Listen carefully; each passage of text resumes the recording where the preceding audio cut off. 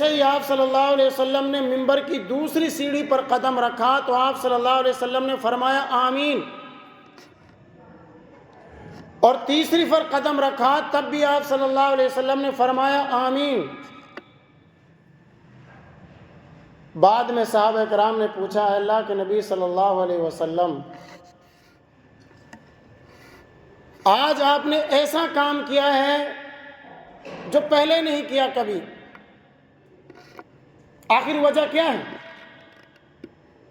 آپ صلی اللہ علیہ وسلم نے فرمایا، حضرت جبرائیل میرے پاس میں آئے اور مجھے کچھ باتیں بتلائی، میں نے جب پہلی سیڑھی پر قدم رکھا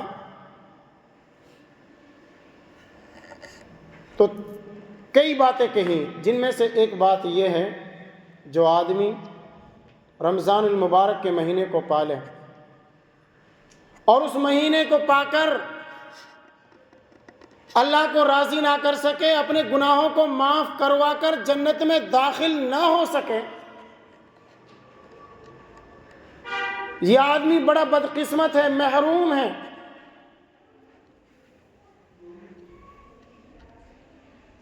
تو میں نے کہا آمین، اور میری آمین کو سن کر حضرت جبرائیل علیہ السلام نے بھی کہا آمین۔ یہ حدیث کئی طرح سے روایتوں میں موجود ہے۔ تو پتہ کیا چلا، وہ انسان بڑا بدبخت اور بڑا بدقسمت ہے جو رمضان المبارک کے مہینے کو پا کر اپنی مغفرت نہیں کروا پاتا ہے، اپنی بخشش نہیں کروا پاتا ہے، اپنے آپ کو معاف نہیں کروا پاتا ہے۔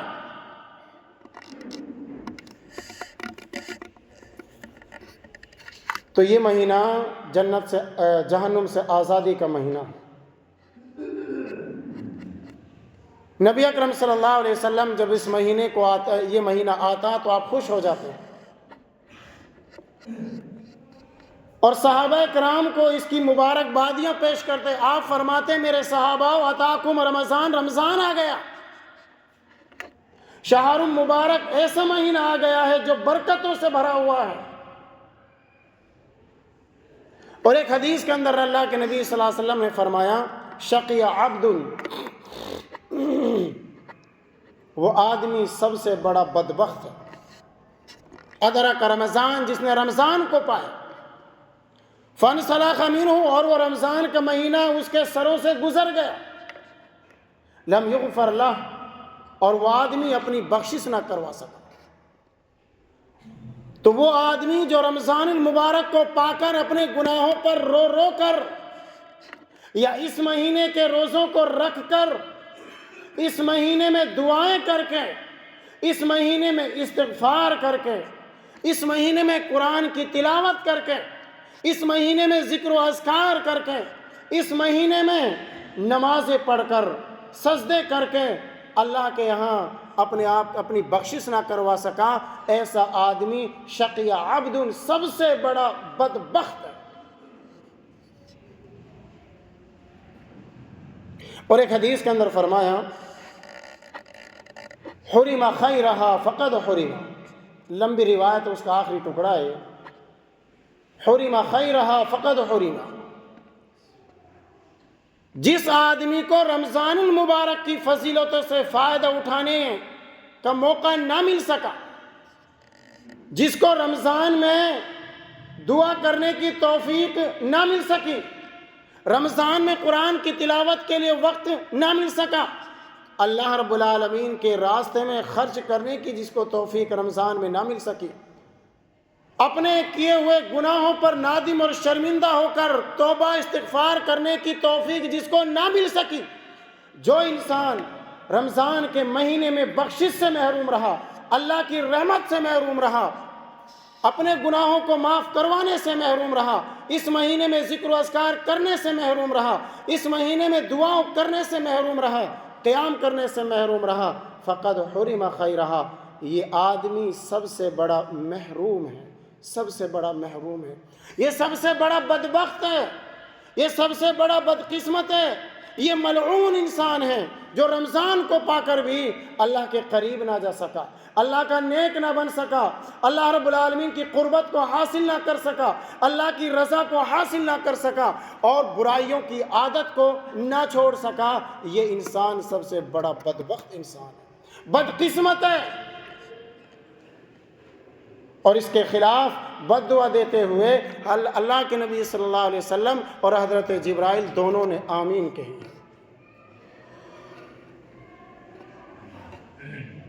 پہلے تو ہم کہتے تھے یہ رمضانی مسلمان ہیں، اب رمضان آ گیا تو اب ہم کہتے ہیں کہ یہ جمعہ کا مسلمان ہے، جمعہ کے دن نماز بھی پڑھیں گے، جمعہ کے دن روزہ بھی رکھیں گے، جمعہ کے دن سارا کام کریں گے، اور جمعہ کے دن جو کچھ خیرات صدقہ کرنی ہوتی ہے نا وہ جمعہ کو کریں گے۔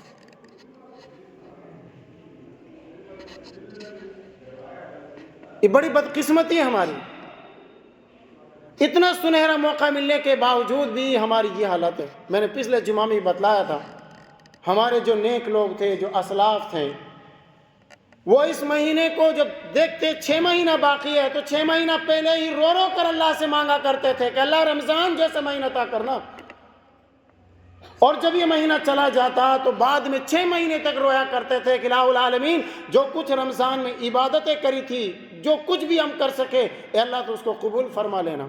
اور ہم رمضان سروں پر ہیں، کسی بھی چیز کی پرواہ نہیں ہے،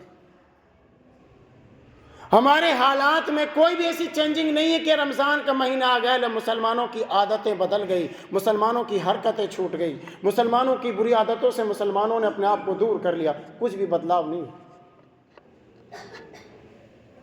بلکہ اس مہینے کو آنے کے بعد نئی نئی حرکتیں مسلمانوں کے اندر شروع ہو جاتی ہیں۔ رات میں نماز ہوتی ہے، آج تراویح پڑھ لی، کل نہیں پڑھیں گے، آج یہاں پڑھیں گے، کل وہاں پڑھیں گے، پرسوں وہاں پڑھیں گے، اور جاگ رہے ہیں مسجد میں لوگ کھڑے ہوئے ہاتھ باندھ کے اللہ کے دربار میں، اور گھومنے والے گھوم رہے ہیں، تراویحوں کی آڑ میں گھوم رہے ہیں، مٹر گستیاں کر رہے ہیں، ہوٹلوں پہ جا رہے ہیں، بیٹھ رہے ہیں۔ یہ نیا کھیل ہے، یہ بے حرمتی ہے رمضان کی، یہ بے قدری ہے، اور یہ ہماری بدقسمتی اور بدبختی ہے، اور ہمارا یہ عمل ہمیں ملعون بنانے والا ہے۔ خیر، یہ مہینہ جہنم سے آزادی کا مہینہ ہے۔ رسول اکرم صلی اللہ علیہ وسلم نے فرمایا من صام رمضان ایمانا واحتسابا غفر له ما تقدم من ذنبه، جو انسان ایمان کے ساتھ، اخلاص کے ساتھ، سچی نیت اور سچے دل کے ساتھ رمضان المبارک کے روزوں کو رکھتا ہے، اور ثواب کی نیت سے، ثواب کی امید لے کر وہ ان سارے کاموں کو کرتا ہے، تو اللہ کیا کرتا ہے؟ غفر له ما تقدم من ذنبه، اس کے پچھلے سارے گناہوں کو اللہ رب العالمین معاف فرما دیتا ہے۔ کیا کام کر دیا ہم نے؟ کون سا پہاڑ کھود دیا؟ یہ ہمارا رب ہے جو یہ نہیں چاہتا کہ میرا بندہ جہنم میں جائے۔ ہمیں دین کی قدر کرنا نہیں آتی ہے، ہمیں نیکیوں کو سمیٹنا نہیں آتا ہے، ہمیں اپنی کی ہوئی نیکیوں کی قدر اور اہمیت نہیں معلوم، لیکن اللہ کو معلوم ہے۔ اللہ فرماتا ہے بندہ تیرا ایک دن کا روزہ اگر تو نے سچی نیت اور ثواب کی امید سے رکھ لیا تو تیرا ایک دن کے روزے کی وجہ سے میں تیری پچھلی خطاؤں کو معاف فرما دوں گا۔ یہ اللہ ہے جو بندے کو اپنے سے قریب کرنا چاہتا ہے، جو گناہ کے وزن کے بندوں کے گھٹانا چاہتا ہے، جو بندے کو جنت میں داخل کرنا چاہتا ہے۔ لیکن یہ مسلمان آج کا بدبخت مسلمان ہے، اور بالخصوص آج کا یہ بدبخت نوجوان ہے، اور یہ نئی نسل کے بچے ہیں جن کے ہاں نہ رمضان کی کوئی اہمیت ہے، نہ رمضان کی کوئی قدر ہے، نہ اس کی کوئی تکریم ہے، نہ رمضان کی کوئی عزت ہے، نہ نمازوں کی اس مہینے میں کوئی اہتمام ہے۔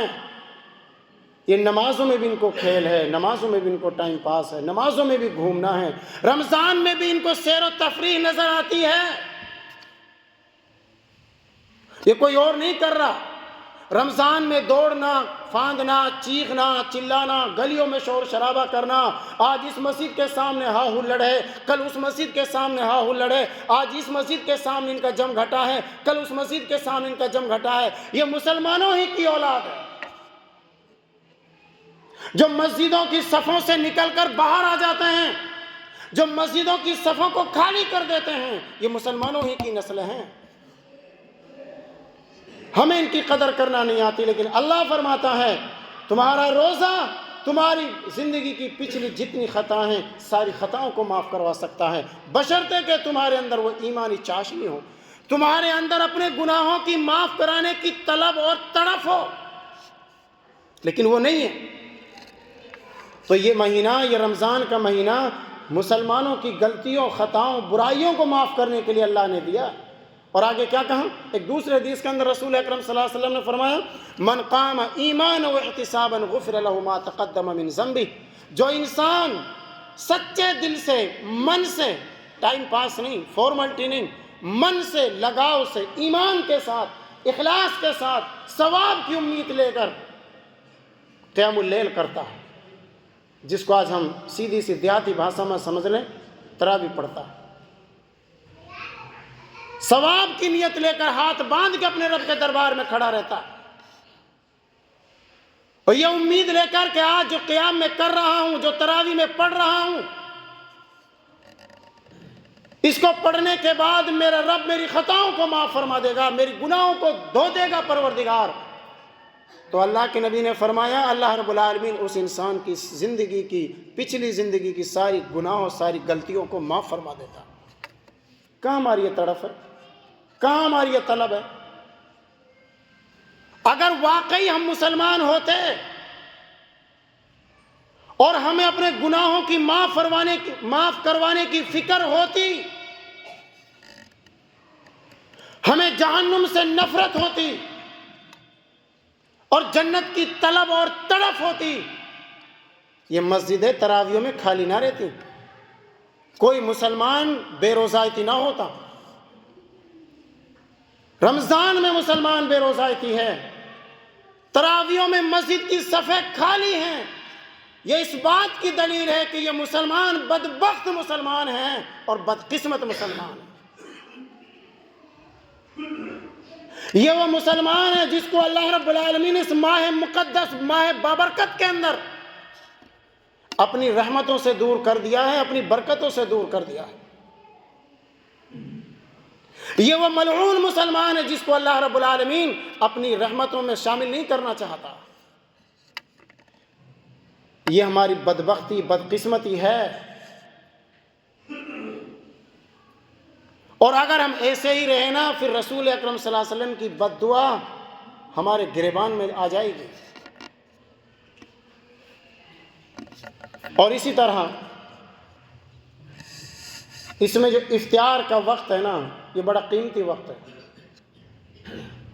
ان للہ عند کل فطر عتقاء، رسول اکرم صلی اللہ علیہ وسلم فرماتے ہیں افطار کے وقت میں اللہ رب العالمین بہت سارے مسلمانوں کو جہنم سے آزاد کرتا ہے۔ وَذَلِكَ فِي كُلِّ لَيْلَةٍ، اور پھر یہ کام ہر رات میں بھی ہوتا ہے۔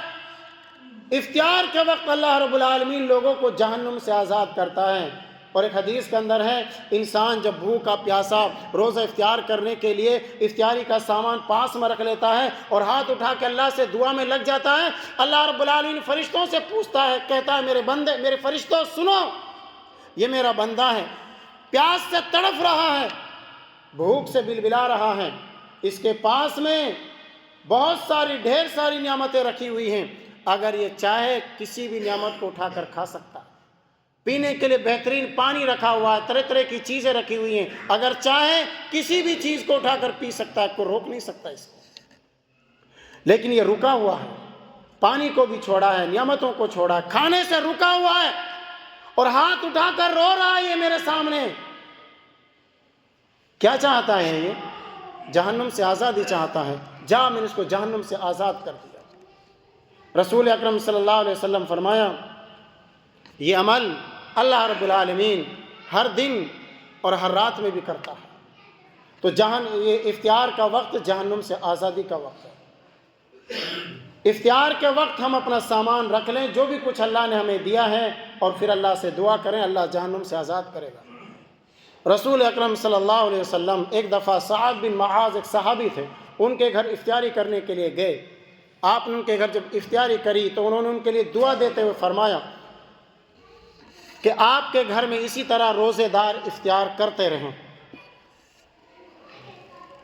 آپ کے گھر میں اسی طرح روزے دار افطار کرتے رہیں اور نیک لوگ آپ کے کھانا کھاتا رہیں، اور فرشتے تمہارے لیے، آپ کے لیے، یعنی جو انسان جو روزے دار کو روزہ افطار کراتا ہے اس کے لیے رحمت کی دعائیں کرتا ہے۔ ایک حدیث میں ہے اس کے لیے برکت کی دعا فرشتے کرتے ہیں۔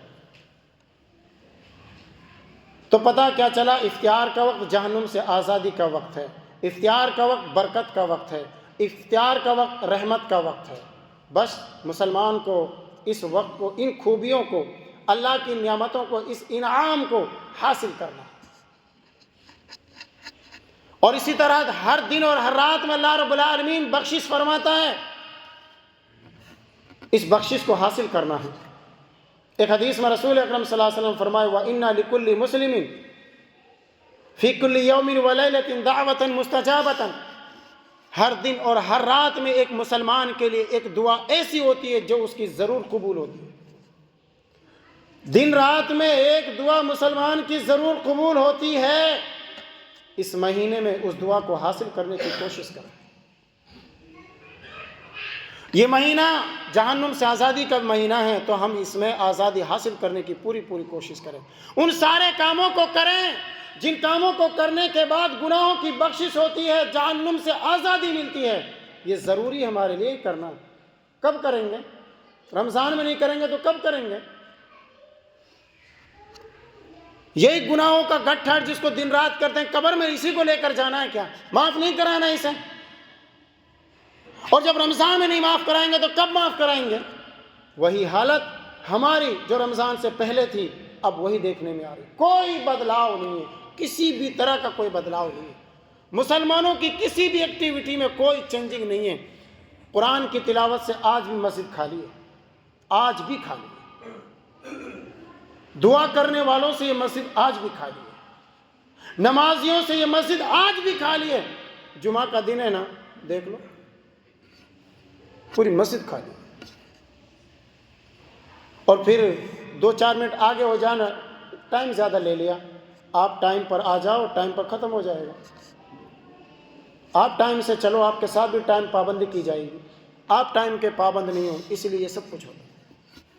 رمضان میں بھی ٹائم کی پابندی نہیں، نیکیوں میں مسلمان اتنا پیچھے۔ رسول اکرم صلی اللہ علیہ وسلم نے فرمایا، مسند حاکم کی روایت ہے، آپ نے فرمایا یہ انسان نیکیوں میں پیچھے رہے گا تو جنت میں بھی پیچھے جائے گا۔ اب کیا مطلب؟ ہم کیا اب ہم یہ سوچ رہے ہیں جنت میں تو جائے گا نا؟ جنت میں پیچھے جانے کا مطلب یہ کٹ کے پٹ کے جائے گا، جل بھن کر جائے گا، جہنم میں جل کر جائے گا۔ فائدہ کیا ہوا پھر مسلمان بننے کا؟ اس رمضان کو پانے کا فائدہ کیا ہوا اگر اپنی زندگی میں تبدیلی نہ کر سکے، اگر اپنی زندگی میں بدلاؤ نہ سکے، اپنی بدی اور نیکی کا ہم فرق میں کچھ چینجنگ نہ کر سکے تو فائدہ کیا ہوا؟ وہی لکیر کے فقیر، وہی جد اور ہٹ دھرمی آج بھی ہے۔ یہ مہینہ قرآن کا مہینہ ہے۔ رسول اکرم صلی اللہ علیہ وسلم نے فرمایا یہ قرآن قیامت کے دن آئے، اقرأوا القرآن، قرآن کو کثرت سے پڑھو، فإنه يأتي يوم القیامة شفیعا لأصحابہ، قیامت کے دن یہ قرآن آئے گا، اپنے پڑھنے والوں کے لیے اللہ سے سفارش کرے گا۔ ایک حدیث میں ہے یہ قرآن اللہ سے کہے گا کہ اللہ یہ بندہ قرآن کی تلاوت کرنے والا ہے، اس کو عزت کا لباس پہنایا جائے۔ اللہ رب العالمین اس کو عزت کا لباس پہنائے گا۔